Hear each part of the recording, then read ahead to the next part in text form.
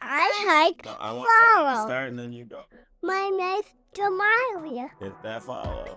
My name's Jamali. Hit that follow. Hit that follow. My name's Kalia. That follow. Hit the follow. Yeah. Do you know what it's like to be prejudged? For someone to look at you and base solely off of your skin color or your appearance, they've already made a judgment. You're considered less than human. 50 years ago, you would have been a slave. Now, you're a goddamn general.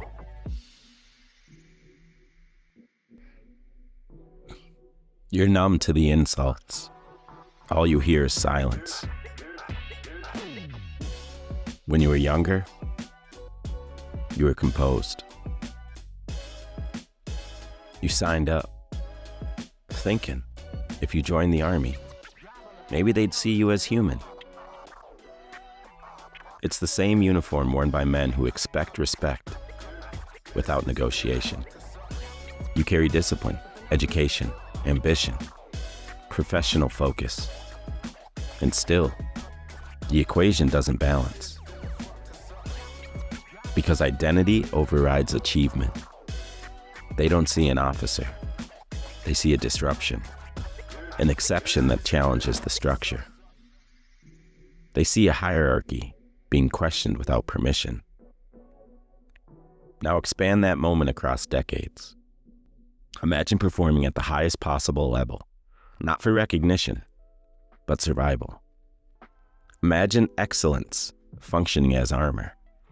Imagine discipline functioning as strategy. Every time you try and get promoted, you're stalled. They don't see you. And still, somehow you advance, step by step, assignment by assignment, rank by rank, until the institution confronts an unavoidable reality. You exist within its command structure. You lead within its system. You wear stars on your shoulders, and you become a general. One of the first. And this story isn't ceremonial history. It examines a conflict within the structure itself. Because sometimes the battlefield isn't geographic. Sometimes it's institutional. This episode examines the rise of General Benjamin Oliver Davis Sr., the first African-American general officer in the United States Army. His life intersects with the collapse of Reconstruction, the expansion of segregation policy, and the modernization of the American military system. Understanding his trajectory requires examining national contradiction, a country declaring equality while operationalizing exclusion, an institution demanding loyalty while controlling opportunity. His advancement was neither accidental nor symbolic. It resulted from sustained competence, strategic positioning, and psychological endurance. Benjamin Oliver Davis Sr. was born in 1877, although historian Marvin Fletcher, citing the 1880 census, believes that he was born in May of 1880. This timing matters. The Civil War had concluded, but Reconstruction protections were dissolving. Federal enforcement of black civil rights was weakening. Regional systems of racial control were consolidating. Sharecropping began. Convict leasing replaced forced labor with legal mechanism. Segregation hardened into social expectation. His father was born enslaved in Louisiana. This places Davis one generation removed from legalized human ownership. That proximity shaped his perception. Opportunity was not assumed. Participation required strategy. His eventual rise within the Army must be viewed through this lens. This was not simple career progression. This was engagement with institutions historically designed to exclude participation. The late 19th century Army allowed African American enlistment while restricting authority distribution. Segregated regiments operated under white leadership. Black personnel were accepted as labor and combat contributors, but leadership inclusion remained rare. These units would later be recognized as the Buffalo Soldier Regiments. Their service occurred alongside contradiction. Military participation did not eliminate civilian discrimination.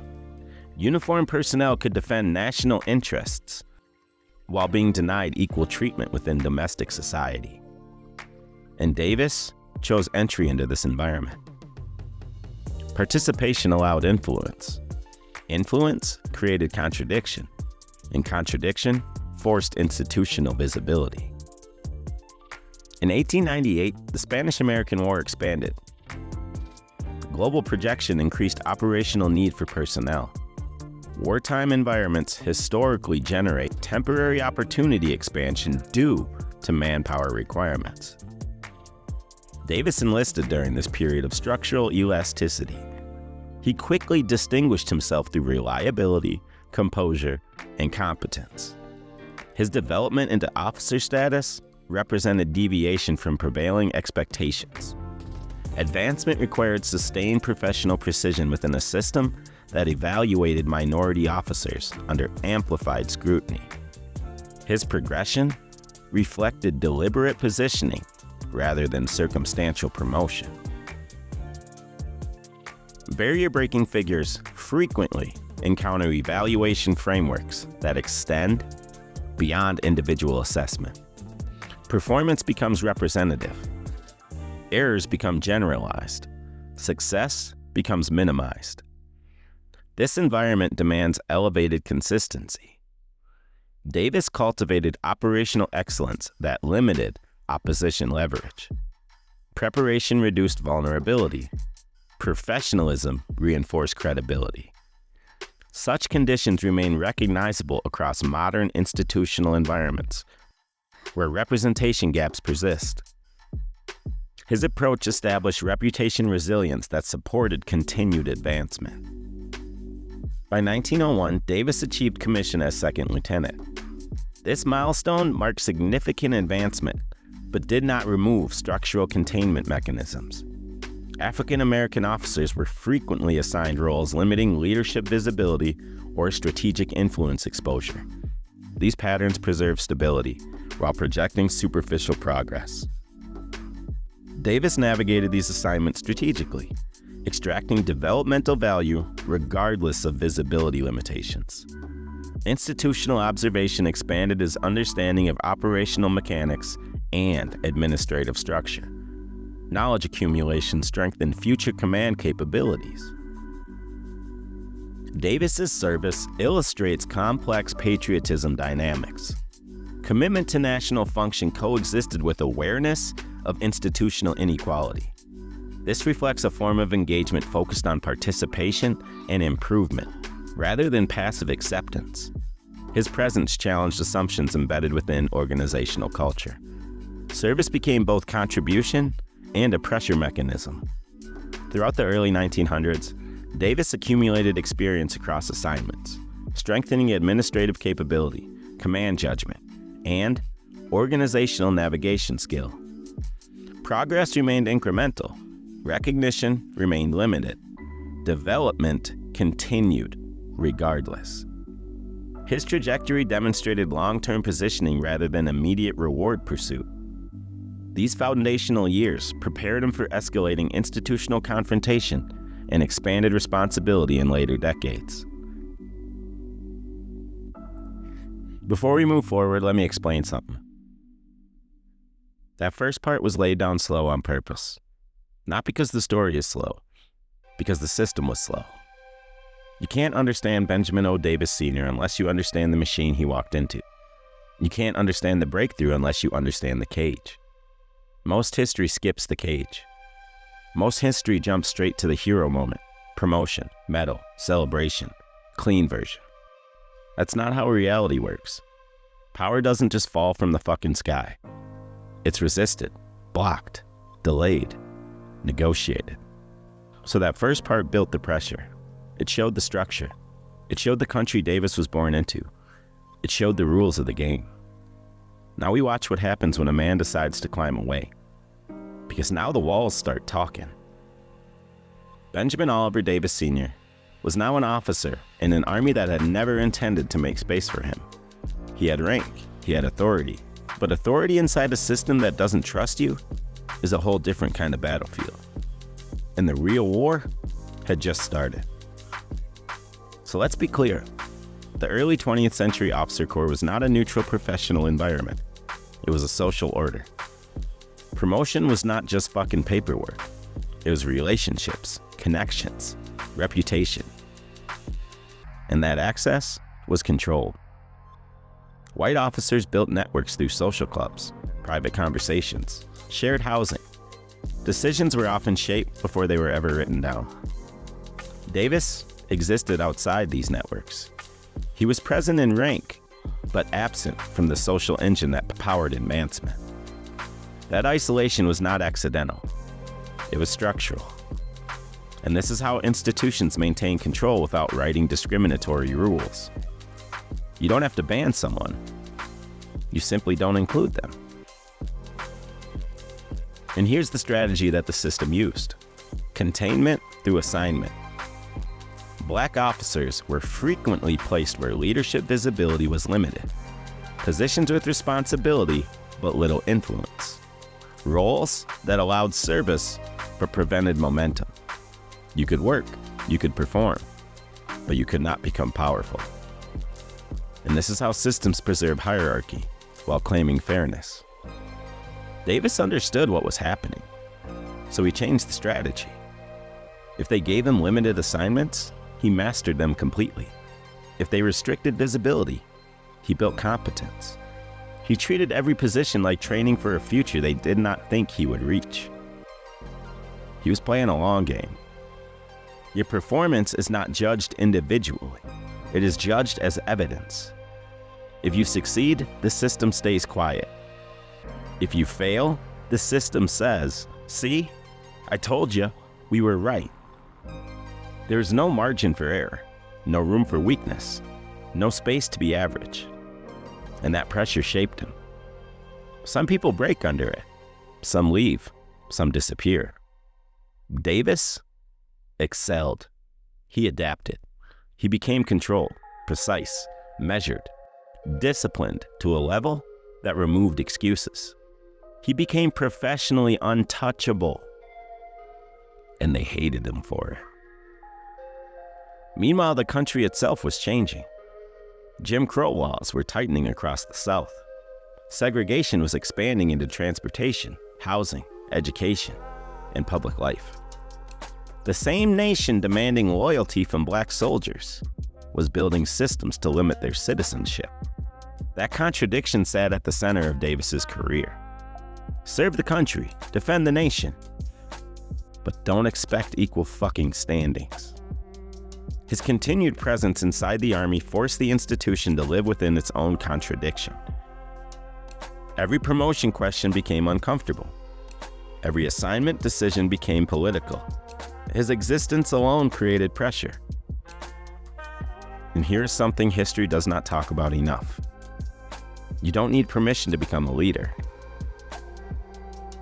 Davis developed leadership through action, not recognition. He learned personnel management. He learned discipline enforcement, and he learned operational control. He built authority through performance. Recognition would come later, but leadership came first. Institutions often test people they consider outsiders. More scrutiny, more evaluation, more obstacles. The expectation is simple. If pressure removes you, the system confirms its bias. And Davis treated pressure as conditioning. Every barrier became preparation. Every delay became training. He was not just surviving the system. He was studying it, learning its patterns, understanding its politics, mapping its power structure. That knowledge he was accumulating would matter later. As the early 20th century moved forward, global tensions increased. Nations were modernizing militaries. Conflict potential was rising, and operational demand was growing. War tends to change institutions. It forces decisions. War expands opportunity because performance becomes more important than prejudice.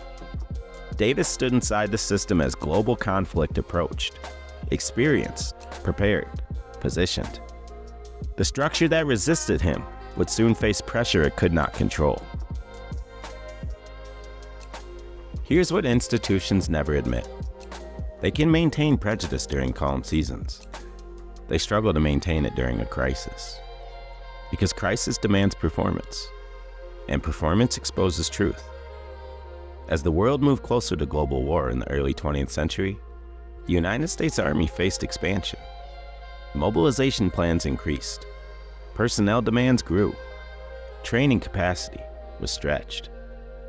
When war approaches, tradition starts colliding with necessity, and that collision is dangerous for systems built on exclusion. Benjamin Oliver Davis Sr. was now a seasoned officer. He had years of experience. He had credibility. He had discipline hardened by resistance. And the Army needed competent officers. And that's when things became complicated. When the United States entered World War I, manpower demand exploded. Mobilization does not politely ask about social comfort. It demands scale. Black soldiers were recruited. Black units were formed. Black service was required. But leadership remained controlled. The Army was willing to expand participation, but it wasn't eager to expand authority. Davis operated inside that tension. He served in positions that required management, logistics oversight, and personnel coordination. The assignments did not always place him at the center of combat headlines, but they placed him inside operational machinery. And that matters. Wars are not won only on the front lines.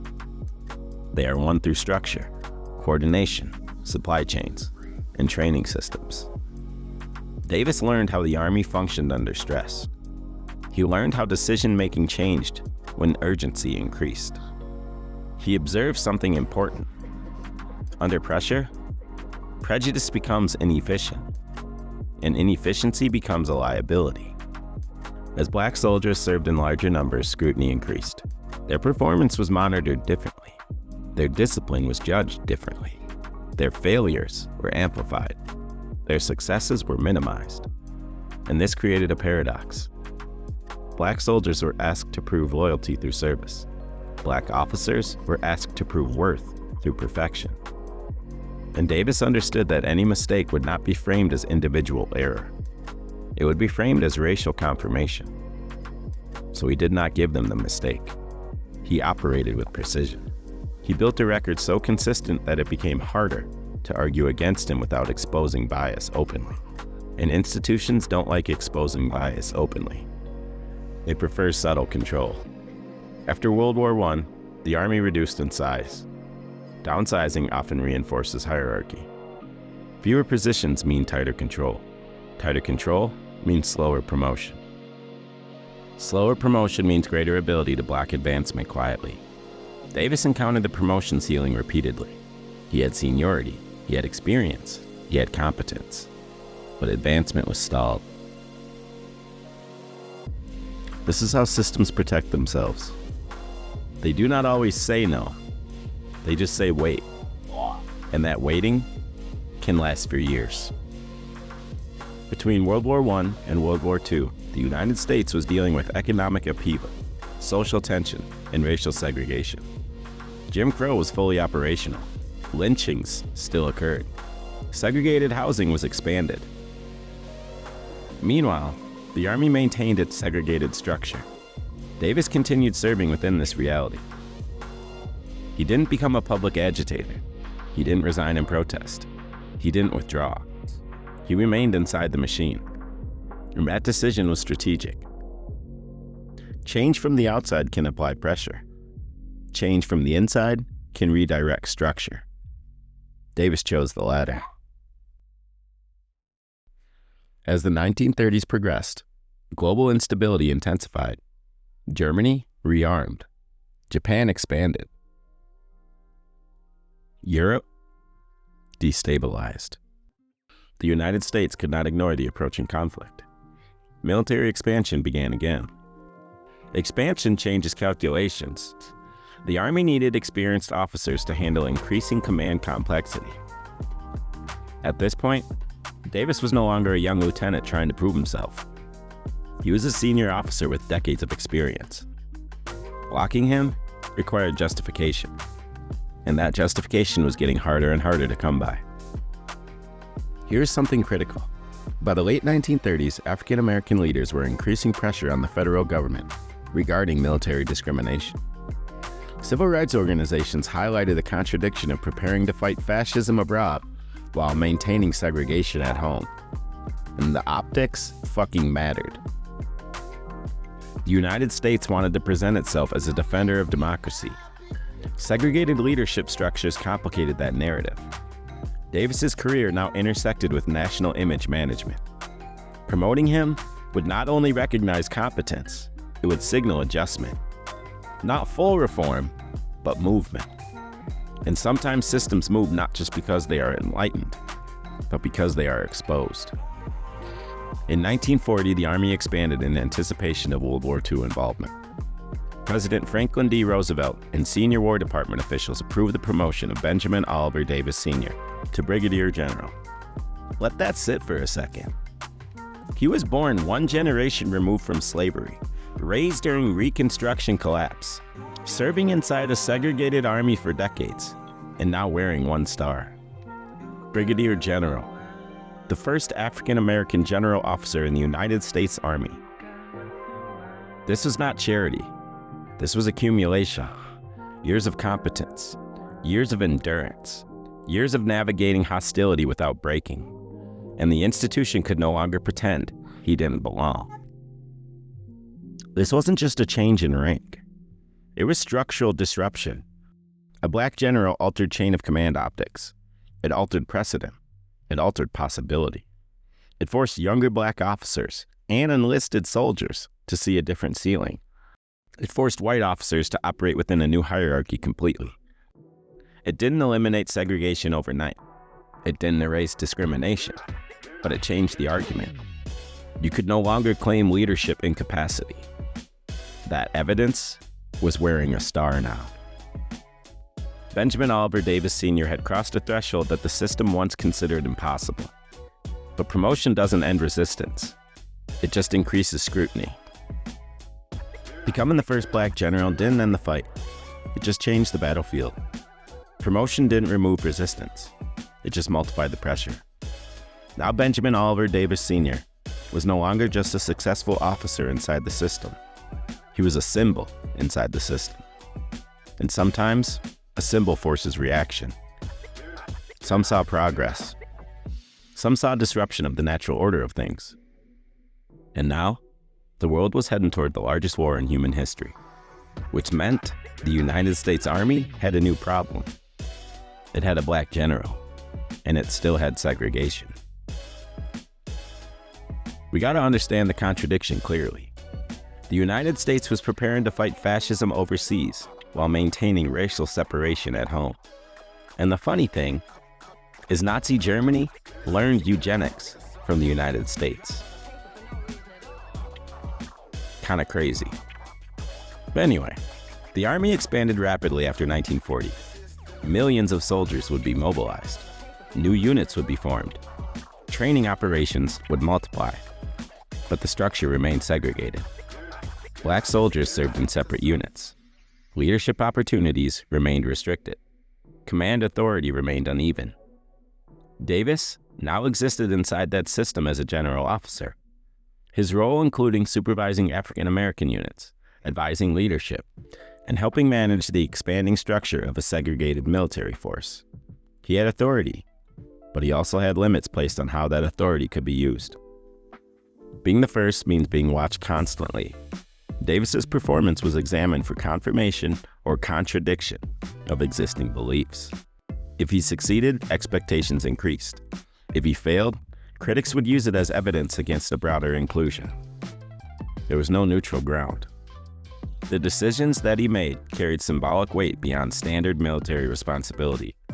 He had to lead effectively while navigating institutional discomfort with his position. This is the kind of pressure most leaders never experience. This period also produced one of the most important developments in American military history: the creation of black military aviation units. The Army Air Corps began training black pilots at Tuskegee Airfield in Alabama. These pilots would later become known as the Tuskegee Airmen. The program existed because of political pressure, public demand, and the need to test whether black pilots could serve effectively in combat. The very existence of the program reveals the mindset of the era. Capability was not assumed. It was treated as an experiment. Benjamin Oliver Davis Sr. played an important role in supporting and supervising African American military personnel during this expansion.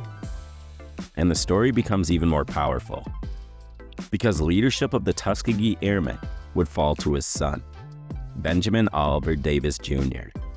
The first black general had helped create a world where the next generation could command the skies. That was structural change in motion. World War II created a test that ideology could not hide. Combat doesn't care about prejudice. Performance determines survival. Black units demonstrated discipline, competence, and effectiveness in multiple theaters of operation. Logistics units kept supply chains moving. Combat units performed under fire.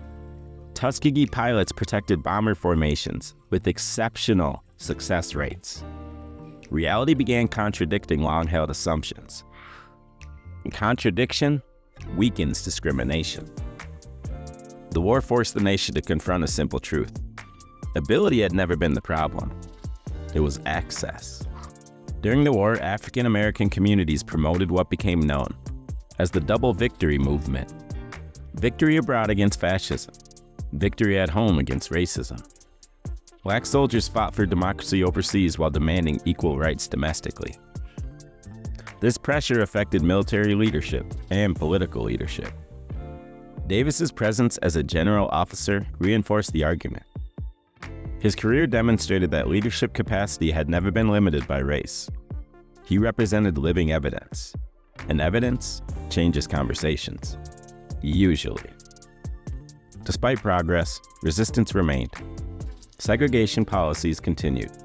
Promotion opportunities remained unequal. Racial tension persisted inside military life. Structural change moved slowly because institutions protect stability. And Davis understood this. He focused on sustained influence. His leadership helped expand opportunity for future generations of black officers and enlisted personnel. He opened doors that had been sealed. When World War II ended, the United States faced a question it could no longer avoid. How could a nation fight for freedom globally while restricting equality domestically? The contradiction had become too visible. The service of black troops, the leadership of officers like Davis, and the success of units such as the Tuskegee Airmen made segregation harder to defend. The institution had changed under pressure. The question now was whether the country would change with it. Benjamin Oliver Davis Sr. had crossed barriers once thought permanent. He had reshaped expectations. He had influenced policy direction. He had changed what was considered possible. But history does not end with the breakthrough.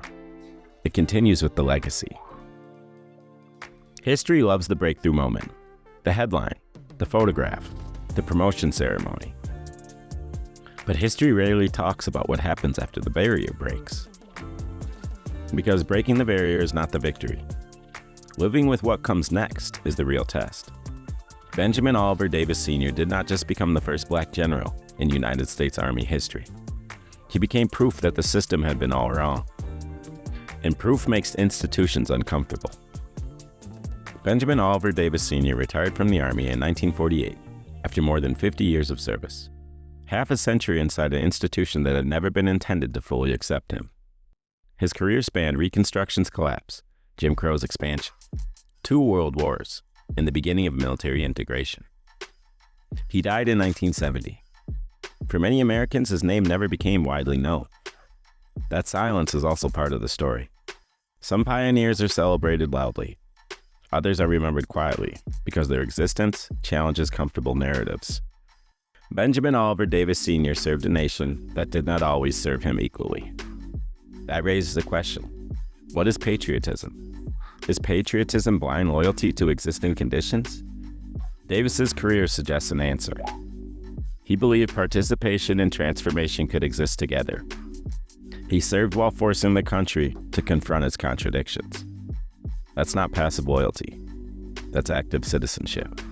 Benjamin Oliver Davis Sr. walked into a system built to exclude him and reshaped its future through endurance, discipline, and strategic excellence.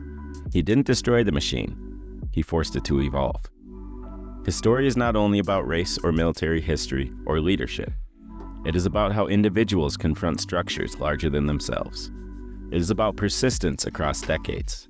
It is about refusing the limits imposed by others. And it is about the long, difficult work of turning ideals into reality. It's been the Time Machine Diaries. The story of General Benjamin Oliver Davis Sr. is not just a story about one man. It is a story about a nation arguing with itself. A story about power being challenged. A story about the cost of progress. And a reminder that history is not clean. It is conflict. It is pressure. Take care. Fuck ICE.